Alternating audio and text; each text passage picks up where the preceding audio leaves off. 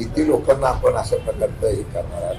तुमची जर एवढी लोकप्रियता आहे, तुमची एवढे जर अशा प्रकारे महाराष्ट्रात तुम्ही देशामध्ये चांगलं काम केलं अशा गौरवा करता, मग दुसऱ्या पक्षाचे नेते, दुसऱ्या पक्षाच्या असलेल्या प्रतिनिधींना आपण अशा प्रकारचं आपल्या पक्षामध्ये, मला त्याची कल्पना नाही, पण त्यांनी काही कारणास्तव उमेदवारी करणार नाही अशा प्रकारचं जाहीर केलेलं आहे.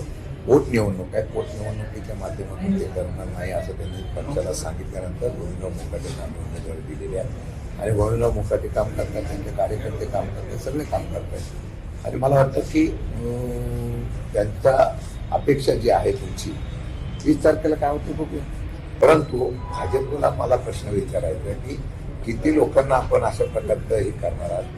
तुमची जर एवढी लोकप्रियता आहे, तुमची एवढे जर अशा प्रकारे महाराष्ट्रात तुम्ही देशामध्ये चांगलं काम केलं अशा गौरवा करता, मग दुसऱ्या पक्षाचे नेते, दुसऱ्या पक्षाच्या असलेल्या प्रतिनिधींना आपण अशा प्रकारचं आपल्या पक्षामध्ये घेण्याचं प्रयोजन काय. याचा अर्थ असा होता भाजप हा सर्व असलेल्या लोकांना, नेत्यांना घेऊन हा पक्ष सत्तेवर आणण्यासाठी प्रयत्न करतोय.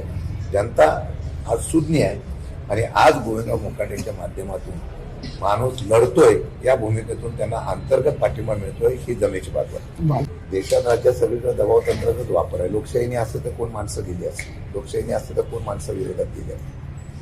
सध्या दबाव तंत्राचा आणि सत्तेचा वापर होतोय हे महाराष्ट्रात उद्या डोळ्याने सगळ्या निवडणुकीला पाहतोय.